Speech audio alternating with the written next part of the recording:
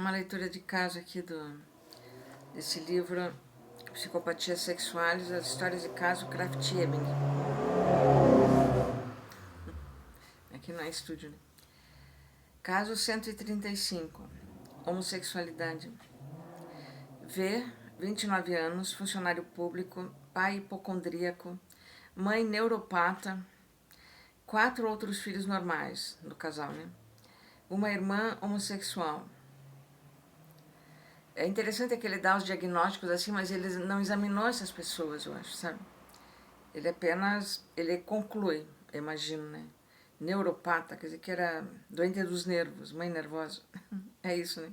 Hipocondríaco, quer dizer que ele tinha mania de achar que estava doente, né? O medo de ficar doente. V era muito talentoso, aprendia com facilidade e teve uma excelente educação religiosa. Esse era o problema, de certo, dele. Essa excelente educação religiosa, né? Que proibia tudo, que achava que tudo era pecado. É porque, assim, ele tá aqui, a homossexualidade é o título, né? Então, naturalmente, ele vai falar que o rapaz era homossexual e que não aceitava, por causa, deve ser da religião mesmo. Porque, veja bem, se é só a família que está lá, a sociedade, né, que está dizendo, não, mas isso é errado, isso é feio, isso não pode, a sociedade não aceita, você tem que casar com uma mulher, você tem que ter filho, tal, você tem que amar uma mulher, é a parte mais difícil. Mas é que quando entra Deus na história, né, Deus são os olhos que estão em tudo, né? Deus é o grande Big Brother de qualquer ser humano que acredita nele, né? Então, se Deus não aceita, porque as religiões dizem isso, né?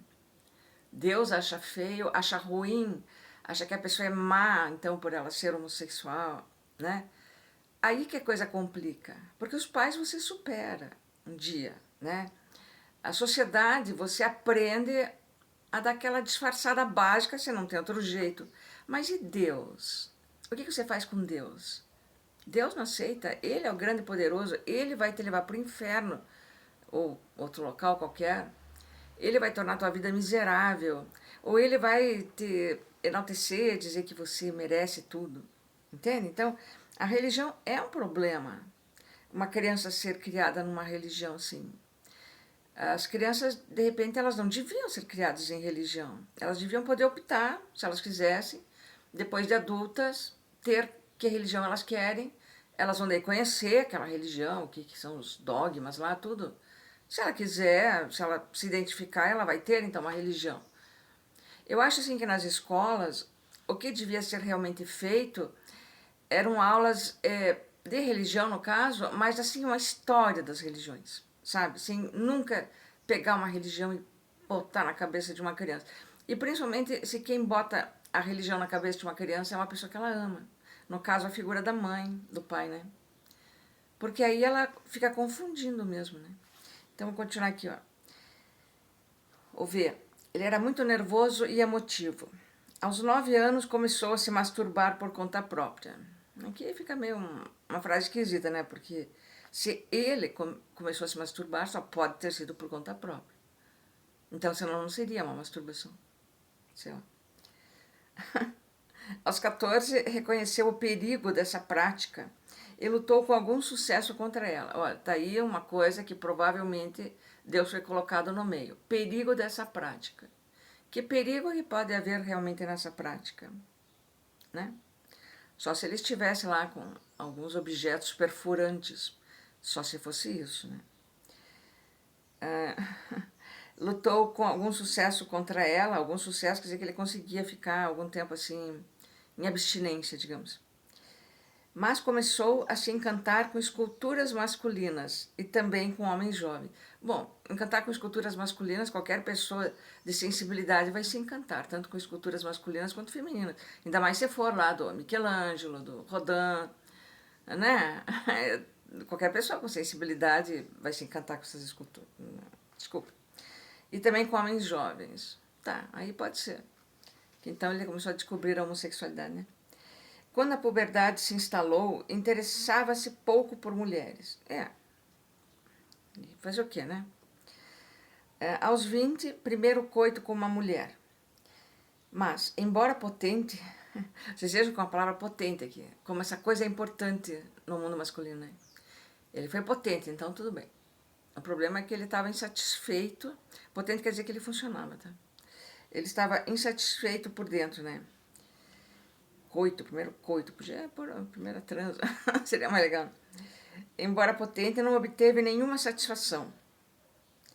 Mas nenhuma também fica esquisito, né? Quer dizer, se ele era potente, se ele ficou com o negócio dele duro, ele tinha que descarregar o que estava dentro para ficar mole de volta. Então ele teve alguma satisfação, sim. Mas tudo bem. Satisfação deve ser aqui, né? Posteriormente, por falta de algo melhor, cerca de 6 vezes, relações heterossexuais. Vocês estão entendendo? Por falta de algo melhor, relações heterossexuais. Isso aí dá pra gente transpor para o nosso mundo aqui hoje, né? Vocês vejam que para os homens pode ser por falta de algo melhor eles terem que transar com mulheres, se eles são gays, tá? Vocês vejam como a demanda é grande, né? Tinha falta de algo melhor. O que era algo melhor? Era homens, que é o que realmente falta, inclusive para as mulheres, né? Então, a gente poderia dizer assim, que uma mulher, por falta de algo melhor, transou com mulher, né? Não é? Porque sempre faltou homens, então. Essa é a questão. Eu estou entendendo isso aqui. Admitiu ter mantido relações muito frequentes com homens. Masturbação mútua, coito entre as coxas, ocasionalmente na boca.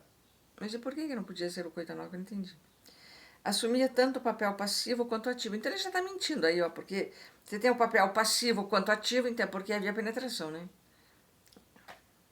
Eu acho. Na consulta estava desesperado e chorava amargamente. Ele devia estar apaixonado por alguém, né? Por algum homem. Detestava sua anomalia sexual. Ah, aí que tá. Ele não detestava a anomalia sexual dele, tá? Anomalia, entre aspas. Ele não detestava. O que ele detestava era ser forçado a não ser daquele jeito que ele era. Ou seja, ele era gay. Ele não podia ser gay porque Deus não permitia. Essa é a verdade. Deus não permitia, a sociedade barrava, porque Deus não permitia, né? Então a sociedade barra, a família não aceita. O cara tinha muita dificuldade de se colocar no mundo porque ninguém aceitava ele, era só isso. Ele não detestava a anomalia dele. Ao contrário, ele amava, porque todo mundo ama ser quem é. Cada pessoa, cada ser humano ama ser quem é. Todo mundo. Inclusive uma pessoa que tenha nascido com algum tipo de doença, de defeito físico ou transtorno mental, né? Como gostam tanto de falar isso também. A pessoa gosta de ser quem ela é. Ela está habituada ao seu corpo, às suas necessidades, à sua mente, à sua maneira de ver o mundo. Todo mundo, gente, gosta de ser quem é. O inferno são os outros. Bem dizia Sartre, né? O Sartre devia ser muito feliz, porque ele era um puta de um intelectual, né? Ele era muito intelectual, aquele homem, não é? Meu Deus, aquele realmente era. E ele podia ser. Ele podia ser, por quê? Porque ninguém impedia ele de pensar, entendeu? Ninguém estava impedindo ele. Ninguém está dizendo para ele, olha aqui, isso não é coisa de homem, entendeu? Vá fazer outra coisa, vá carpir um lote, digamos assim. Vá trabalhar no escritório para ganhar dinheiro. Ninguém falava isso para ele. Então, ele era feliz. Por mais que ele tivesse um monte de ideias abstratas, de difícil entendimento para pessoas, aí sim ditas normais, né? Ele era feliz porque ele podia fazer aquilo que ele gostava, que ele amava, que era ficar pensando o dia inteiro, criando teorias, fazendo coisas maravilhosas, por sinal. Aliás, tudo é maravilhoso, né? É isso, tá? Por exemplo, qualquer artista se sente maravilhoso sendo artista. Ama ser artista. Mas qual que é a infelicidade do artista? É que a sociedade não aceita. Não paga ele, não paga dinheiro. Tá? A sociedade vive de dinheiro e não paga o artista. É só essa a complicação. E, aliás, a família só não aceita o artista também porque ele não ganha dinheiro. Qualquer pessoa que faz qualquer coisa na vida, seja um filósofo, como foi o Sartre, seja um escritor, como foi o Kafka. Ó, o Kafka aí, ó. O Kafka tinha que escrever de madrugada no escuro na casa dele, nas sombras lá. Porque o pai dele obrigava ele a trabalhar, sei lá, num banco, em qualquer coisa assim. Entendeu? Olha quanta coisa que a gente podia ter melhor do Kafka, né? Tá, então ele assumia tanto o papel passivo quanto ativo. Ele devia ser muito feliz nesse momento. Muito feliz nesse momento. Ele era infeliz depois que acabava o momento, né? Porque daí ele tinha que encarar a porra da sociedade que não aceitava ele, que não queria saber do que ele era. Aí ele tinha que ser uma coisa que ele não era. Qualquer pessoa fica infeliz assim. Na consulta, estava desesperado e chorava amargamente. Detestava sua anomalia sexual. E dizia ter lutado desesperadamente contra ela, mas sem sucesso. Porque é óbvio, né? Porque não era anomalia sexual, era a sexualidade dele, né, gente? Quem que pode lutar contra a sua sexualidade? Me apresente, por favor. Nas mulheres, encontrava apenas uma moderada satisfação animal. Pronto, já nos chamou de bicho aqui. Animal. É como os homens nos indígenas. Uma moderada satisfação animal. Ele encontrava, talvez ele fosse meio bi, então. De repente, né, ele era meio bi com uma ênfase na homossexualidade. Aliás, ele era homossexual com um pequeno traço hétero de bi. Mas ele tinha que reforçar esse lado. É como uma pessoa que é destra e ela tem que escrever com a mão esquerda, mas deve ser o contrário, né? Uma pessoa que é canhota e tem que escrever com a mão direita porque o professor obriga a escrever com a mão direita. Não é certo escrever com a mão esquerda. É mais ou menos isso. Ele sabia escrever com as duas mãos, porque teve que aprender na marra, com a mão direita. Mas é claro que ele escrevia muito melhor com a mão esquerda. Ele tinha ausência de qualquer satisfação psíquica com as mulheres.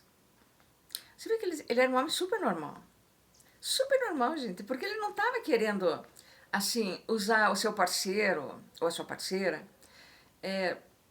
para um fetiche, entenderam? Ele não estava querendo pegar um pedaço de corpo lá, a bunda, por exemplo, e usar aquilo de fetiche para ele poder se satisfazer. Não era isso. Ele era um homem totalmente normal, vocês estão entendendo? Totalmente. Ele apenas queria amar um homem, só isso. Então é por isso que ele não encontrava satisfação psíquica, ele buscava isso. Quantos homens buscam essa satisfação psíquica de verdade no outro ou na outra? Quantos buscam? Né? Muitos buscam apenas transformar o outro lá em objeto, é um objeto. Aí não tem satisfação psíquica mesmo e nem está interessado nisso. Né? Ele era um homem romântico, normal, apaixonado, que queria viver a vida. Ele queria ser feliz, era só isso. Ele não podia encontrar satisfação psíquica transando, fazendo amor, tendo que se relacionar, namorar, casar, com uma pessoa que não era da orientação sexual dele, era só isso, né? Mas ansiava pela felicidade da vida familiar, tá vendo? Era esse que era o problema. Então ele não era infeliz por ser homossexual. Ele era infeliz porque ele era obrigado a transar com mulher. E ele era obrigado, aí era uma coisa interior dele, a querer essa vida familiar. O que era a vida familiar? É poder ter filhos, casar, ter filhos, que a família de origem dele aceite, o esposo, é isso. Né? Vocês viram como eles eram infelizes? Esse livro aqui, de quando que esse homem é, meu Deus? Ele é de antes do Freud, tá? Aqui, agora não vou achar. Mas ele é anterior ao Freud, tá? Porque, inclusive, todas essas coisas que ele fala aqui, que é... Eu não vou achar o ano agora.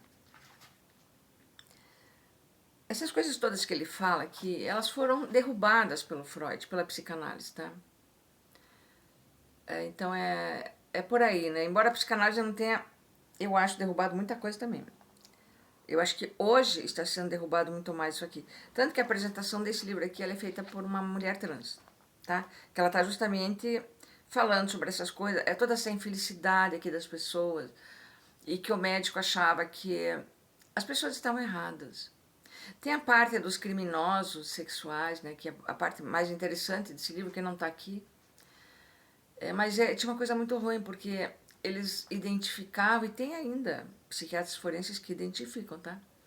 A pessoa como criminosa pelos traços físicos, tá? Alguma coisa, de repente, no teu olho, na tua boca, tua orelha, sabe? Tua testa, é coisa assim. Eles identificam, eu já vi psiquiatra forense falando isso na TV, que ele preferia sei lá, uma coisa assim mais antiga. É que eles já não falam mais assim pra gente, né? Você não vai ouvi-los falar porque é politicamente incorreto. Mas se eles julgam as pessoas por isso, assim como eles julgam que uma mulher não presta por ela ter uma sensualidade muito alta, uma sexualidade alta, por ela ter tido ou ter ainda muitos homens, até por ela ser prostituta, vamos usar a palavra certa, quem vende o corpo seria isso. Então, aí ela não presta no resto, vocês entendem? E que não tem nada a ver, porque a pessoa pode ser uma freira e viver fazendo sacanagem para todo mundo, né? Viver puxando tapete todo mundo. Então, essas coisas, elas são bem complexas e você tem que ser inteligente para você sacar isso, morou? Olha aqui o que ele fala do cara, olha aqui, ó. Exceto pela pelve anormalmente larga, 100 centímetros. Não havia nada em seu caráter ou aparência pessoal destituído das qualidades masculinas. Então, tá vendo? Ele está falando aqui da forma do corpo. Ele está falando aqui que tinha uma coisa no formato do corpo dele que identificava ele, então, como mulher. E, portanto, ele só podia ser homossexual. É isso que ele está falando aqui. Aqui é a parte bem preconceituosa do médico. Vocês estão vendo só? Né? É isso aí. Característica, qualidade masculina. Não falou características masculinas, ele falou qualidade masculina. Então, isso seria uma qualidade masculina ter um quadril estreito. Assim como seria uma qualidade feminina ter um quadril largo.